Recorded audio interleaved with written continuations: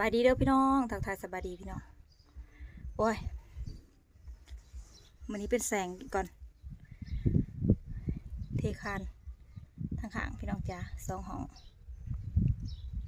หลับเป็นช่างกรรมกรนะสัน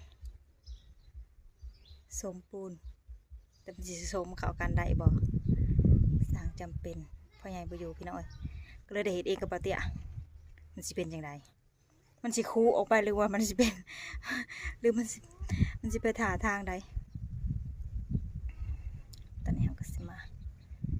ที่คานกันเลยโอ้ว้าวจะโดนกัดมือเนาะ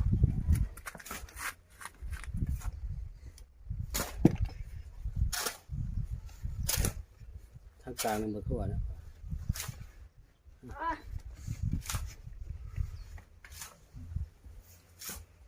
แม่บุกเบิ้งล่ะ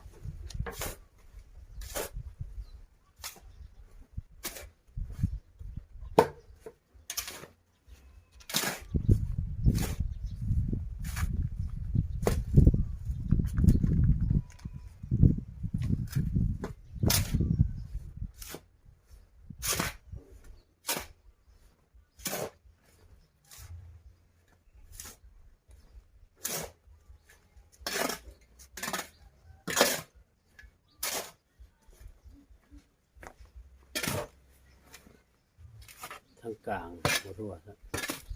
เอาไปถมกลางไว้ซิควรไปถมไว้ทางกลางหัว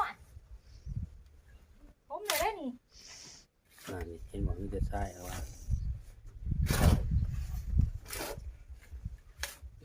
ทำงานมันห่าวหันมันนี่โอ้ไอ้เฮ็ดคำเลยค่ายใส่อีกมีค่ายเลยทางกลางคาราบาวกินน้ำเจาะเข้าไปำซื้อคาราบาวกินเอาไว้ชื่ออะไรหน่อยห่านสตูแล้ว7,000คนละ10,000 1,000 บาทเป็นหมื่นนั่นแล้วที่ผ่านมือหมื่นละ10,000หมื่นกี่โคตรน้อยหมื่นอีก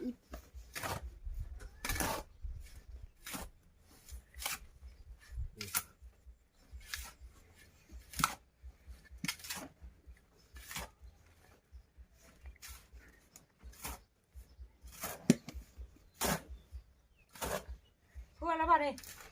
กระเสือกทางกลางมันเลยลามาอีกมันทางสั่วครับเอาไปถมไว้สิลาเมื่อยเลยนี่ลาจักเมื่อยว่าจักเข้ามาเมื่อยไม่หัวจ้าเผื่อเนาะ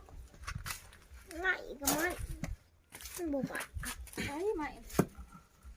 กี้นี่มาเลยน้ำแล้วเนี่ยไปตักหินอีกคนโอ้ยมาได้หินตัวให้มันทางกลางไปคมที่ม้าไว้สิเอาเส้นทางกลางนั่น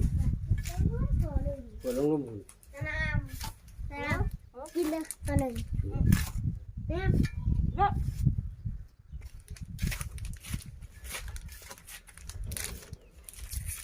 คนละเบลค่ะ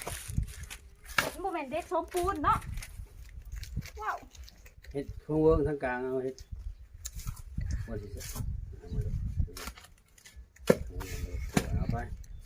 ควนไปทางกลางตอนนี้เรากำลังเทคานกันเนี่ยนี่เราจะเทคานเลยต้นนี้ซอมุดยาวจากเม็ดเพิ่มลาม7 เม็ดปลายบ่ลามซอมูชีอะไรเสียกับอะไรจังซื้อเอาใหม่สิ่งใจ7 เม็ด50อยู่ห้างคนแรก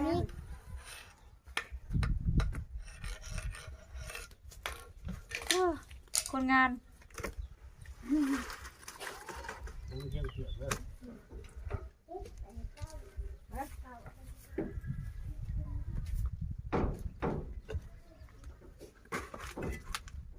ให้พระ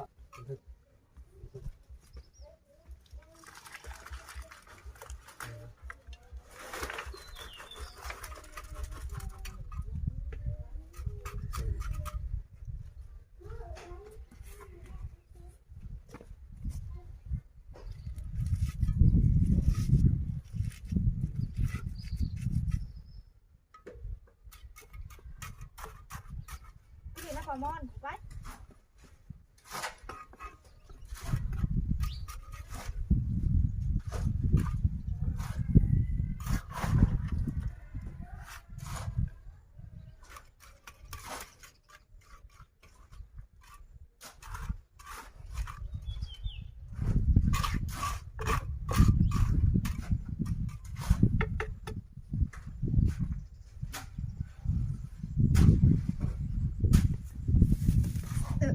สร้างหรือแสงดีโอ้ยรับหนาทีเป็นสร้างได้พี่น้อง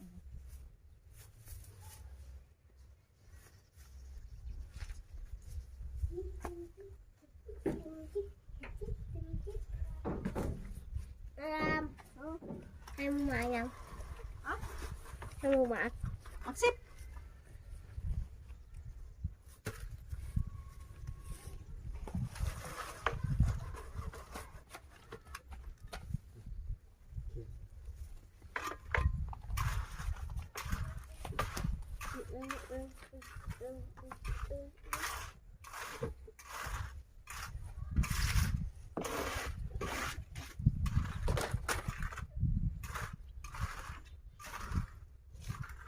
ข้างหลังนี่ตรงนี้แล้ว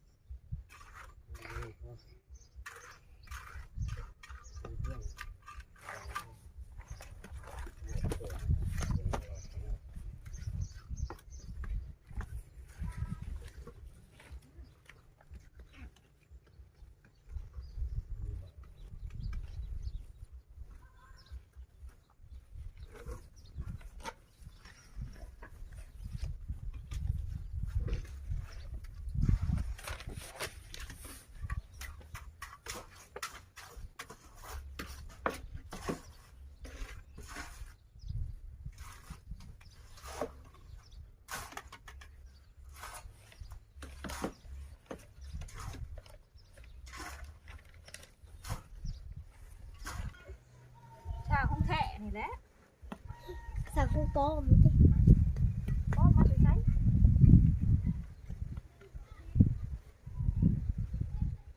สั่งกูป้อมมาที่กูดีกว่าจะ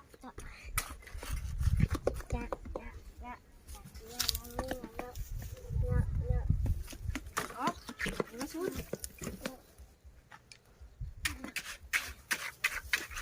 ไปเลยนะคะ